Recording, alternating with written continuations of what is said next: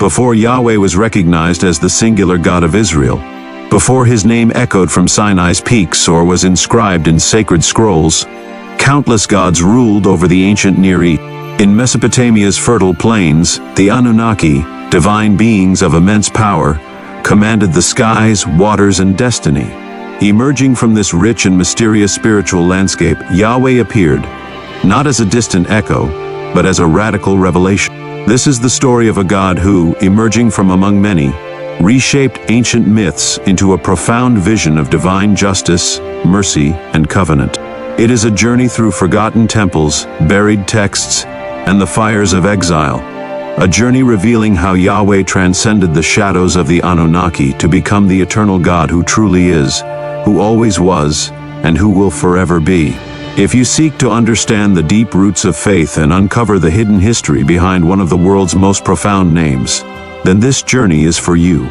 Please like this video to show your support, subscribe for more explorations into the sacred mysteries of Scripture, share this video with those who hunger for truth, and leave a comment below to join the conversation. Long before the name Yahweh resounded from the peaks of Sinai or was inscribed into the sacred scrolls of Israel, the ancient world had already constructed an elaborate tapestry of divine order and mythic memory. In the land known as Mesopotamia, the cradle of civilization, the earliest human societies erected ziggurats, carved cuneiform into clay tablets, and offered worship to gods who ruled every force of nature. Here, in the fertile valleys between the Tigris and Euphrates, theological imagination first bloomed. It was in this cultural and religious matrix that the identity of Yahweh would begin to take shape, not in isolation, but in relation to the spiritual consciousness of the ancient Near East. The Anunnaki, a formidable assembly of gods in Sumerian cosmology, were believed to descend from heaven to govern the earth and dispense divine justice. Among them stood Enlil, the sovereign of wind and command, and Enki, the wise guardian of water, life, and knowledge. These deities were not mere mythic abstractions. They were the cosmic administrators of order, determiners of fate, and judges of human conduct.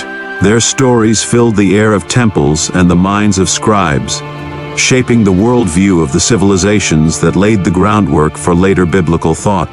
The parallels between these gods and the Yahweh of Israel are too substantial to ignore. Enlil, enraged by human noise and transgressions, unleashes a devastating flood to cleanse creation. Enki, defying the will of the council, secretly warns a righteous man, Utnapishtim, to build a boat and preserve life. These narrative motifs appear again in the book of Genesis: the divine judgment, the chosen man, the vessel of salvation, and the rebirth of humanity. But the differences are equally revealing. In the biblical account, Yahweh does not act out of annoyance or fear. He grieves. He evaluates the moral corruption of the world and acts not merely to destroy, but to begin again. Noah is deliberately chosen for his righteousness and faithfulness. Yahweh's selection is relational and purposeful, grounded in obedience and trust rather than chance. The flood becomes not just an act of judgment, but the foundation of a new covenant between God and humanity. Crucially, this theological transformation reveals that the Hebrew conception of God was shaped through conscious dialogue with the surrounding religious traditions, rather than emerging in isolation. The memory of the Anunnaki lingers, not as direct predecessors, but as theological contrasts or foils. The Bible does not deny the mythologies of its neighbors, it reframes them. Understanding Yahweh's ancient context does not diminish his uniqueness, rather, it illuminates how his character emerged through the sacred transformation of inherited memory into divine revelation. As Israel emerged from the shadows of empire and the myths of its neighbors, it carried forward not just rejection, but refinement.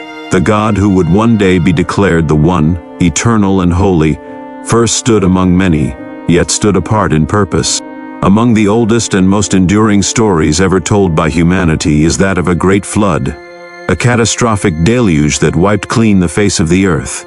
Versions of this story surface in cultures from India to China, but some of the earliest and most influential narratives were born in Mesopotamia, long before the Hebrew scriptures took form. The Epic of Gilgamesh, composed more than 1,000 years before Genesis was written, preserves a striking account of such a flood, In this tale, the gods, disturbed by humanity's noise and growing unruliness, conspire to send a flood to extinguish mankind. Yet one god, Ea, chooses to preserve life by secretly instructing a man named Utnapishtim to construct a vast boat, gather animals, and escape the coming waters. The details are vivid and familiar. The command to build, the gathering of pairs of creatures, the storm that rages for days, the boat that rests upon a mountain, and the release of birds to test the land. This narrative, etched into clay tablets in the Akkadian language, endured for centuries, echoing in the halls of later civilizations. And yet, when this shared memory resurfaces in the Hebrew Bible, it carries with it a new dimension. The biblical story of Noah follows the structural framework of the Mesopotamian account, yet its theological core is completely transformed. In Genesis, it is Yahweh, not a pantheon of quarrelsome gods, who observes the violence and corruption of the world. His decision to send the flood stems not from divine irritation but from profound sorrow. The language of Genesis does not speak of divine fatigue but of heartbreak. It grieved him to his heart. Here, Yahweh is not one God among many, but a moral sovereign whose justice is tempered by mercy. His choice of Noah is not random but relational, grounded in righteousness, obedience, and trust. Most importantly, the flood in Genesis does not signify the end of a cycle, but the beginning of a covenantal journey. After the waters recede, Yahweh enters into a sacred promise with Noah and his descendants, sealing it with the sign of the rainbow. The flood becomes not just a tool of destruction, but a turning point in divine human history. It marks the moment when Yahweh begins to bind himself to humanity in a unique and ongoing relationship. This theological evolution is key to understanding the true origin of Yahweh in contrast to the mythological backdrop from which the story arose. Rather than erasing the flood stories of their neighbors, the biblical authors reframe them, turning what was once a tale of divine frustration into one of sorrow, judgment, and covenantal hope. They take an inherited myth and infuse it with moral clarity, divine intentionality, and spiritual hope. Yahweh is not reactive. He is purposeful. He is not manipulated by a divine counsel. He acts alone, and where other gods remain distant, Yahweh draws near. In this reframing, Israel begins to assert a new understanding of God, one that sets the stage for monotheism. The shared cultural memory of a flood thus becomes a powerful theological canvas, painted with the colors of righteousness, judgment, grace, and covenant. Through it, Yahweh distinguishes himself not by power alone, but by character. In a world filled with myths of survival, the God of Israel offers a story of moral rebirth and relational renewal.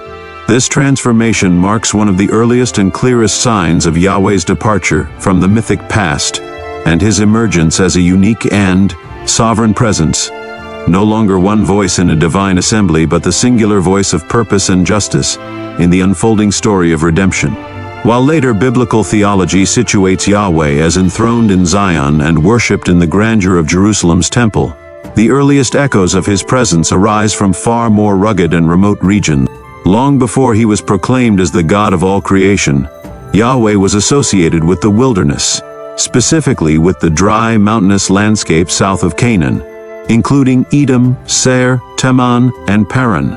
These territories, mentioned in early Israelite texts such as Deuteronomy, chapter 33, verse 2, Judges, chapter 5, verse 4-5, and Habakkuk, chapter 3, verse 3, lie along the fringes of the Sinai Peninsula and the northern reaches of the Arabian Desert. The imagery is vivid: storm clouds rising from the mountains, fire and thunder emanating from barren crags, and a divine figure descending from the south. These descriptions suggest an earlier understanding of Yahweh, not yet the transcendent creator, but a formidable storm or mountain deity whose presence was bound to volcanic landscapes, roaring winds, and isolated peaks. In this form he would have resembled other regional gods of the ancient Near East who were associated with specific landscapes, gods who revealed themselves through natural power and demanded loyalty from the tribes that revered them. Scholars suggest Yahweh was first worshipped by desert tribes like the Midianites and Canaanites, whose traditions Moses encountered during his exile. This indicates that Yahweh was not a sudden invention, but a deity known and revered in the rugged wilderness long before Israel's rise. These nomadic groups, often overlooked in broader history, maintained their own sacred traditions and deities. The biblical narrative itself supports this view in subtle but significant ways. When Moses fled from Egypt and found refuge in Midian, he married into the family of Jethro, a priest of Midian. It is in this context, not in Egypt or Canaan, that Moses first encounters Yahweh, speaking from a burning bush atop the mountain of God. Exodus, chapter 3. This encounter does not describe a deity newly revealed, but rather a deity already known to the people of the land. Yahweh introduces himself not as an invention, but as the God of Abraham, Isaac, and Jacob, recognized by name and worshipped in a region far from the centers of later Israelite power. This suggests that Moses' calling was not a revelation from nowhere. It was a reawakening of an ancient devotion, now reframed through covenantal purpose. If Yahweh was indeed revered by desert tribes before the formation of Israel, then his biblical emergence represents not the sudden appearance of a new God, but the transformation of a regional deity into a national and eventually universal God. As Israel moved from a tribal confederation to a unified kingdom, and from a scattered people to a theological tradition, Yahweh's identity grew in complexity and scope. The God once known in the thunder of Midianite hills became the lawgiver at Sinai, the defender of Israel, and eventually the one worshipped as the sovereign Lord of heaven and earth. In this light, Yahweh's origin is not a rupture from earlier religious traditions, but a profound continuity with them. A story of recognition and elevation. What began in the fire and wind of the wilderness became the foundation of a theological revolution. And from those desert margins, Yahweh would rise, not as one God among many, but as the God who reshaped history. In the world of ancient religion, divine names carried immense power. They revealed a God's domain, identity, and relationship to creation. Names like Enlil, Lord of the Wind, or Baal, Lord or Master, tied deities to forces of nature or social roles. Egyptian gods bore names linked to animals, suns, and thrones, identities rooted in the physical or cosmic world. But Yahweh's name stands apart, not only in pronunciation but in meaning, purpose, and theological innovation. When Moses stood before the burning bush and asked the name of the God who sent him, the voice answered with the cryptic phrase, Ehyeh Asher Ehyeh, commonly translated as I am that I am. Exodus, chapter 3, verse 14. From this declaration emerged the sacred tetragrammaton Y-Chwachua, often vocalized as Yahweh. This name derives from the Hebrew root Haya, meaning to be or to become. Unlike names tied to nature or power, Yahweh's name declares existence itself, a God who simply is. Yahweh transcends any single natural force or territorial domain. He is the one who is, who was, and who will be, the very essence of existence itself. Over time, this phrase has invited deep contemplation and translation, he who causes to be, suggesting a creator who brings all things into reality, the eternal one, denoting timelessness, or simply the one who is, emphasizing divine permanence and sovereignty. Unlike the capricious and divided gods of ancient polytheism, Yahweh is described not as a participant in the cosmos, but as the source of all reality. This radical theological concept would later shape Jewish mysticism, Christian metaphysics, and Islamic understandings of divine unity. The name becomes not just a label but a portal into a vision of a God who is utterly unique, beyond image, category, and containment. Yet this innovation did not arise in a vacuum. The name Yahweh may also carry echoes of earlier Semitic traditions. Some scholars have drawn connections to the Sumerian god Ea or Enki, a deity associated with life-giving waters, wisdom, and creation. Though the phonetic similarity between Ea and Yah is debated, both figures function as protectors of life, as sources of divine instruction, and as mediators between heaven and earth. Likewise, the abbreviated divine name Yah appears in early Israelite poetry and personal names, e.g., Elijah, my God is Yah, suggesting that Yahweh's worship may have developed from earlier expressions of reverence toward a life-giving deity in the wider Semitic world. Names evolve, and the sacred is never linguistically static, Over centuries, the pronunciation of Yahweh was eventually avoided altogether, replaced with titles like Adonai Lord, out of reverence for its holiness. But what never changed was its theological audacity. To name a god not by reference to what he controls, but by the very mystery of being itself, was a monumental departure from the mythologies of Egypt, Babylon, and Canaan. It marked a shift in religious consciousness, from gods of nature to a god of ontology. Thus, in the name Yahweh, the ancient Israelites did more than preserve a sacred word. They redefined the divine identity, elevating their God beyond tribal boundaries, natural forces, and mythic conflict. Unlike the many gods of old, Yahweh alone commands unmatched authority. He is the voice that sustains all being. Not a relic of myth, but the eternal foundation of reality. When the Israelites entered the land of Canaan, they did not step into spiritual emptiness. Instead, they encountered a richly layered religious culture, saturated with temples, priesthoods, sacred mountains, and complex cosmologies. The spiritual landscape of Canaan was dominated by a pantheon of powerful gods and goddesses, whose stories and rituals permeated every aspect of life. Central to this religious system were the deities described in the Ugaritic texts, a vast corpus of mythological literature discovered at Ras Shamra in modern-day Syria, dating back to the 2nd millennium BCE. These texts provide unparalleled insight into ancient Canaanite theology.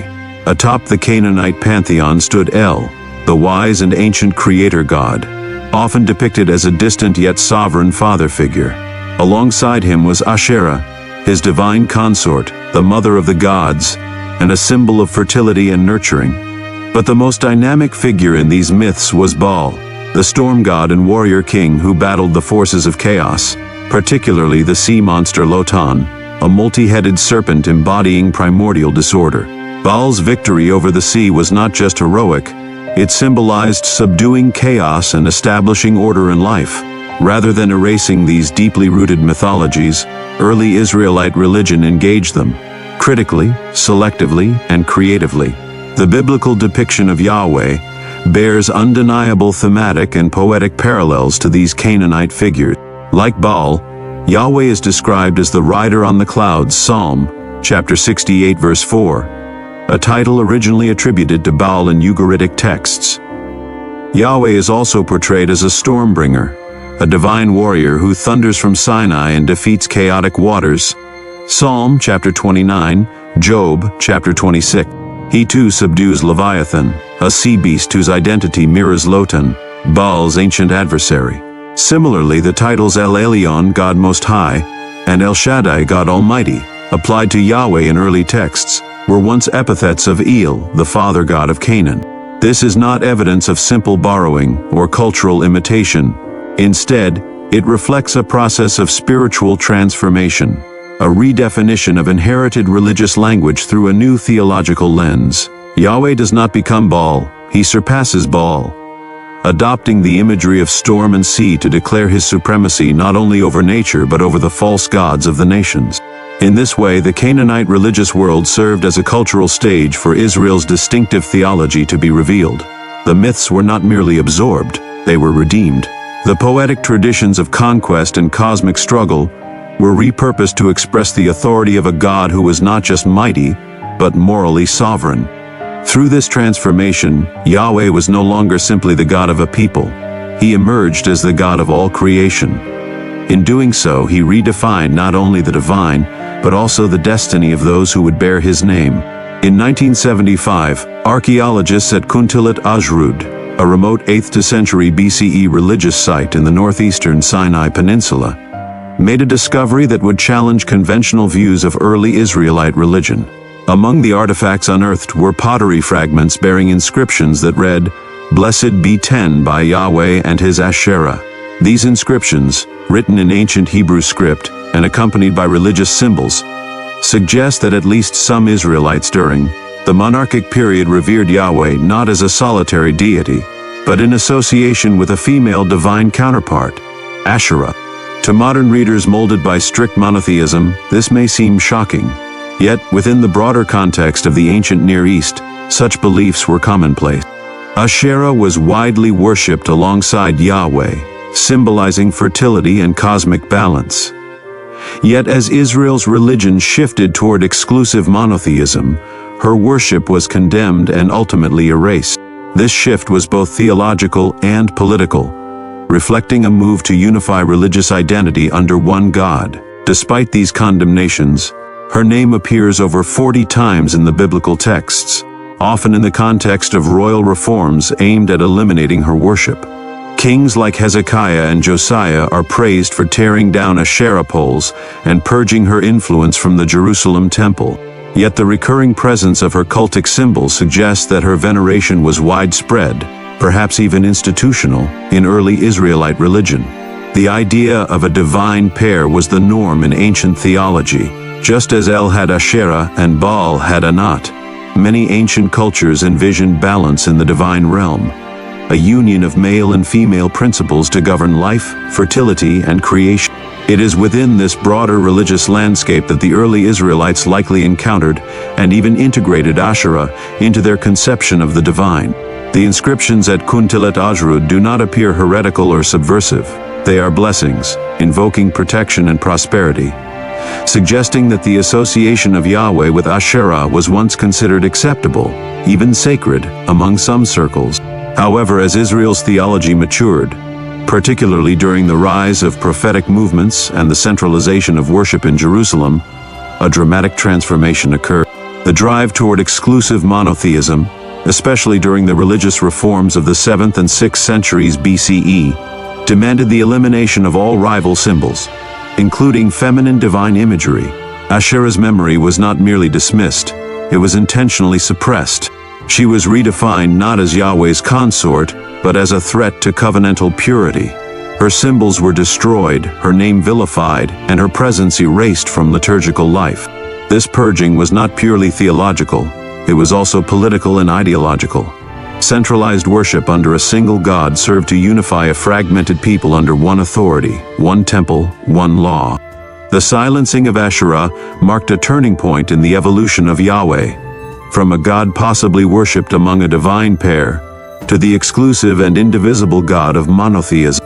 Yet the traces of Asherah remain, buried in archaeology, etched in scripture, and whispered through forgotten inscriptions. They serve as a reminder that Yahweh's singularity was not born overnight, but forged through centuries of conflict, reform, and theological redefinition. In understanding Asherah's former place beside Yahweh, we gain deeper insight into how the Israelite conception of God emerged, not from an unbroken purity, but from a dynamic process of revelation, rejection, and remembrance. In the earliest layers of the Hebrew Bible, Yahweh is presented not as the sole divine being in existence, but as the God of Israel, a national deity demanding exclusive loyalty within a world still filled with other gods. The first commandment does not declare, "There are no other gods," but rather, "You shall have no other gods before me." Exodus, chapter 20, verse 3. This subtle distinction reflects henotheism, the belief that many gods exist, but one is chosen for exclusive worship. At this stage, Yahweh is a jealous God, not because other deities are imaginary, but because he claims the exclusive allegiance of his people. This theological posture appears in texts like Deuteronomy, chapter 32, and Psalm, chapter 82, where Yahweh is depicted presiding over a divine council, a heavenly court of lesser gods or divine beings. These glimpses into early Israelite cosmology suggest that the transition from a polytheistic environment to strict monotheism was gradual.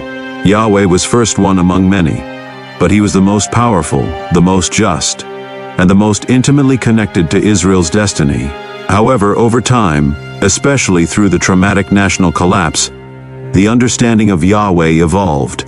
The destruction of the first temple in 586 BCE, the fall of Jerusalem, and the Babylonian exile shattered the symbols of Yahweh's power, land, monarchy, and temple.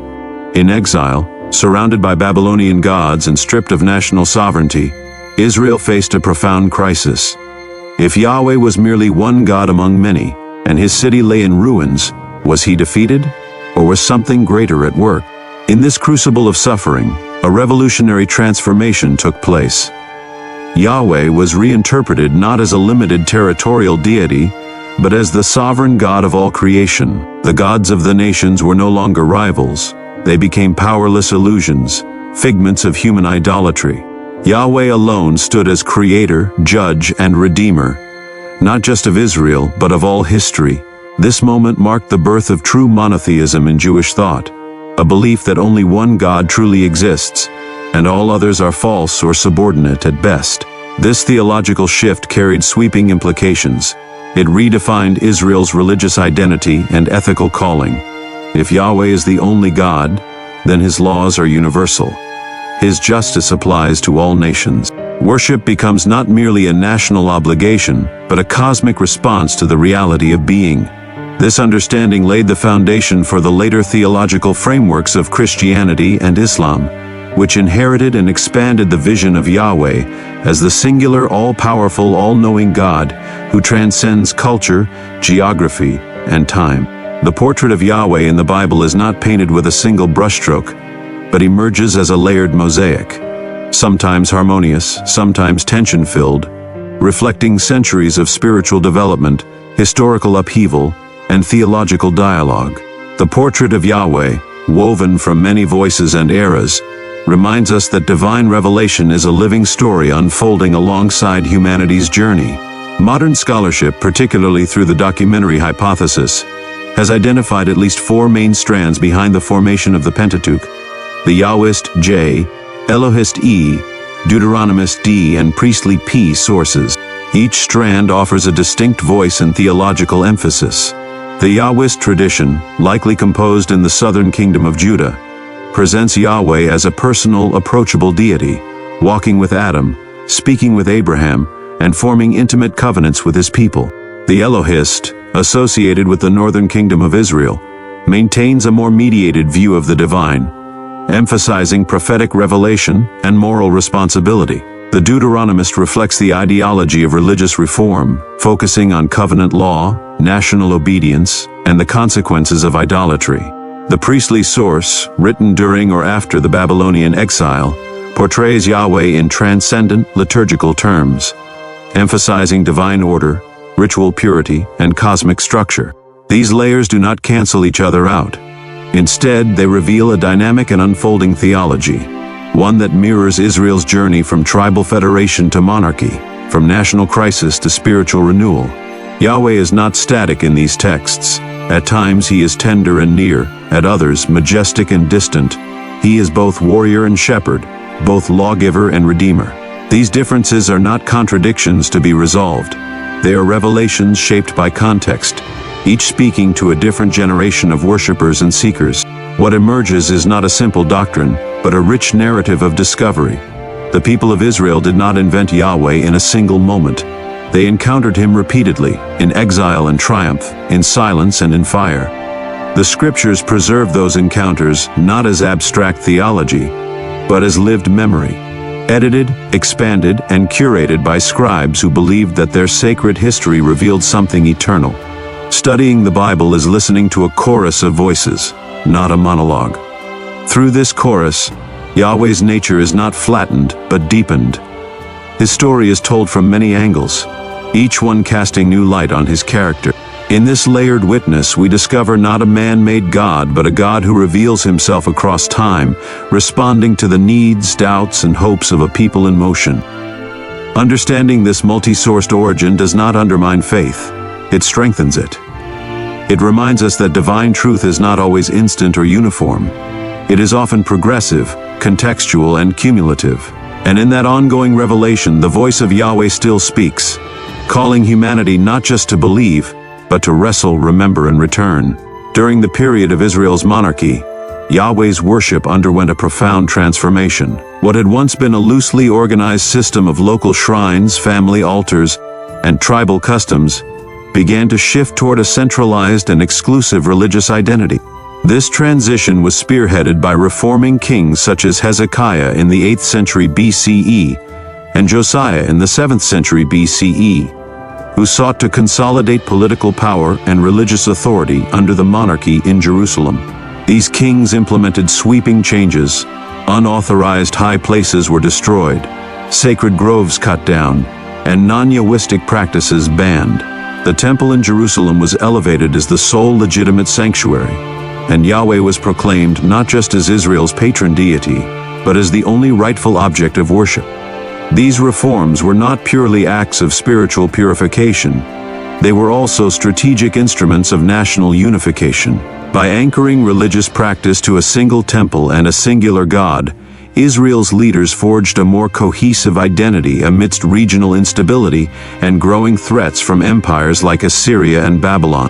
The centralization of Yahweh worship served both theological conviction and political necessity, marking a key moment in the reshaping of divine authority within Israelite consciousness. However, this carefully constructed order was violently disrupted. In 586 BCE, the Babylonians conquered Jerusalem, destroyed the temple, and exiled the elite of Judah to Babylon. The foundations of Israel's religious worldview, land, king, temple, and sacrifice, were demolished in a single generation. This catastrophe created a deep crisis. If Yahweh dwelled in Zion and ruled from his temple, what did his defeat mean? Had he been overpowered by the gods of Babylon? Or had Israel misunderstood the nature of their God? It was in this crucible of displacement and despair that Yahweh was radically reimagined. No longer seen as a territorial deity tethered to Jerusalem, Yahweh emerged as the God of history itself, a sovereign presence not confined to buildings or borders. The exile gave rise to a theology of transcendence, in which Yahweh was not absent in suffering, but intimately present within it. He was the God who allowed destruction not out of weakness, but as a form of divine discipline, and who promised restoration through renewed covenant. Prophets like Ezekiel, Isaiah, and Jeremiah gave voice to this transformation, envisioning a future where Yahweh's presence would dwell not in temples of stone, but in the hearts of the people. In this moment, Yahweh's identity matured from national protector to universal Lord. His power was no longer symbolized by throne or altar, but by his enduring presence across space and time. He became not merely Israel's God, but the God of all nations, whose purposes extended beyond ethnic lines and political kingdoms. This theological breakthrough, born not in triumph but in exile, cemented Yahweh's role as the eternal and omnipresent God. It was a defining shift in the journey from ancient tribal devotion to the monotheistic vision that would shape Judaism, Christianity, and Islam. And it reaffirmed that Yahweh's authority was never rooted in geography or ritual alone, but in his unbreakable relationship with a people whose faith survived, even when everything else was lost. Exploring the origin of Yahweh, from ancient Mesopotamian echoes to the refined monotheism of Israel, is not about unraveling the sacred, but about uncovering its deeper meaning. It reveals that the image of God preserved in the Hebrew Scriptures did not arrive fully formed. Rather, it emerged through a long, layered process of revelation. Yahweh's identity was not static but shaped over centuries of cultural encounter, spiritual conflict, and national transformation. What may have begun as a regional deity worshipped by desert clans or tribal priests eventually became the transcendent creator, judge, and redeemer proclaimed by prophets, poets, and theologians alike. This evolution does not diminish the divine. Instead, it reveals its dynamic nature. Yahweh was not fashioned in isolation from the world around him. His earliest portrayals may share traits with gods like Enlil or Baal, but over time, those shared symbols were imbued with new theological significance. The storm ceased to be a chaotic force and became a sign of divine justice. The defeat of the sea monster symbolized moral order rather than mere power. The sacred name, Yahweh, rooted in the very essence of being, became the foundation for a God who is not one among many. He is the source from whom all existence flows.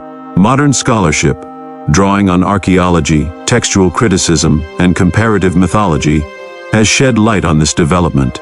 The Sumerian flood myths, the Canaanite divine council, inscriptions at Kuntilat Ajrud, and the multiple biblical sources all provide insight into how Yahweh was understood, shaped, and ultimately exalted by the people of Israel. Far from undermining faith, this knowledge enriches it. It reminds us that belief is not weakened by history but strengthened when we recognize its unfolding reality. The sacred does not require mythic purity to be true. It demands honest engagement and the humility to see God's hand in the slow, sometimes painful progression of human understanding. For the modern believer, this perspective may initially feel disorienting, but ultimately, it invites deeper reverence. The God who commands justice, mercy, and covenant in our time is the same God who was once understood through storms, altars, and kings. Yahweh did not descend as a finished doctrine. He revealed himself progressively, walking with his people through wilderness, war, exile, and restoration. His presence is not confined to temples or texts, but is discovered in moments of repentance, resilience, and renewal. It is this evolving relationship, not rigid definition, that defines his true origin. Tracing Yahweh's journey from Anunnaki-era cosmologies to the God of Israel is not just a comparison of ancient religions.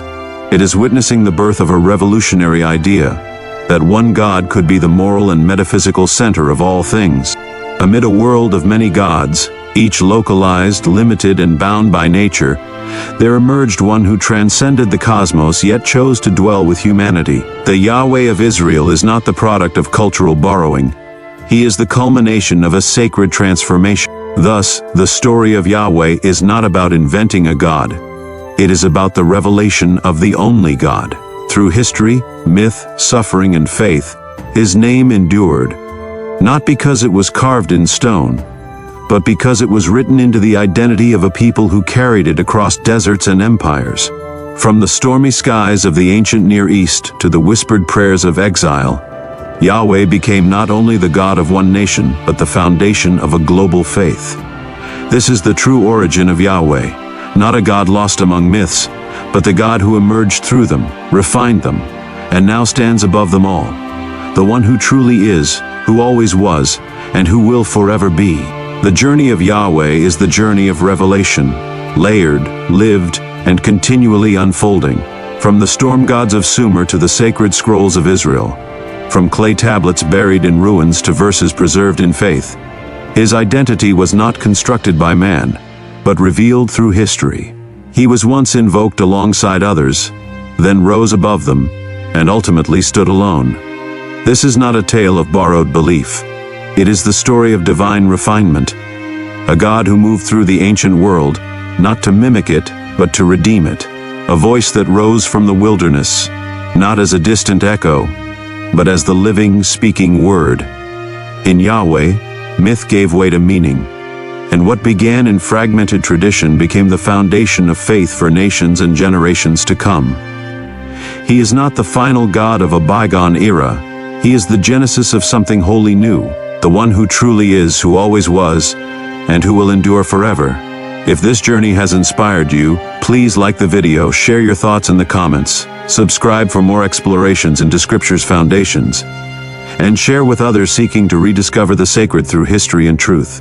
And to everyone who has walked through this story to the end, thank you. Your presence breathes life into these words, and your curiosity helps carry these truths forward.